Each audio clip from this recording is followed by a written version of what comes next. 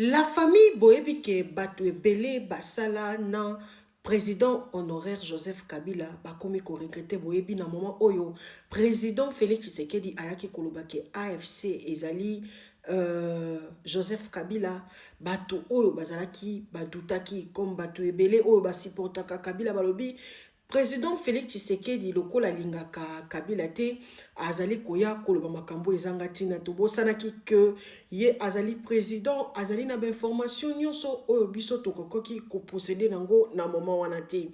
Alors awa to elibino nani to elibino Lambert Mende boyebi ye moto akata wifi moto akata internet akata eloko nyonso atika bato na défaut aye koloba Joseph Kabila donc a dribla ba congolais lobi oyo ye amonaki discours oyo président Kabila salaki eza Kabila oyo ya yebite ya yebi Kabila oyo ya mwana ya musée abande ko yebisa bango bo lutter contre banguna ya mboka mwana ya musée oyo ezalaki otali bolobi sa oyo nde tokosunga mboka na biso lobi mais komona président honoraire Joseph Kabila koya kopesa Rwanda babeki donc afiniki na ye Rwanda abimisa guerre oyo batu nyonso boyebi ke bakondane Rwanda ndenge azali na sol congolaise mais Kabila aye kofinika yango aye kolinga kobimisa yango lokola guerre oyo eza entre congolais et congolais na koumela mingi te boyoka Lambert Mende alobi président honoraire Kabila a driblaye po oya yebaki Kabila oya yebaki eza oya monite ndeko benda kiti landa Lambert Mende. Je suis un être humain, je peux avoir été manipulé, je le reconnais. Je n'ai pas cru que manipulé par qui, que le président Joseph Kabila, tel que je l'ai connu, pouvait prononcer un discours tel qu'il l'a prononcé le 23 mai 2025. Je n'ai pas pensé que ça pouvait arriver. Il a roulé tout un peuple. Je me suis rendu compte que moi, personnellement, il m'a roulé. Est-ce qu'il a roulé tout le peuple? Je ne sais pas. Il y a plus d'un an que Félix Tshisekedi nous dit que l'AFC, le M23, ce sont des créations de Joseph Kabila.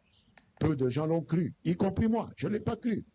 Mais c'est Joseph Kabila lui-même, dans son discours du 23 mai, c'est lui-même, à travers l'itinéraire qu'il a pris pour entrer au pays, en passant par le Rwanda, que lui et nous considérions comme le cercle, le centre de tous les maux dont souffre le Congo aujourd'hui, c'est lui qui a donné à notre crédulité l'occasion d'évoluer et de comprendre que Félix Tshisekedi avait raison de le présenter comme quelqu'un qui a des accointances avec tous les malheurs qui nous arrivaient.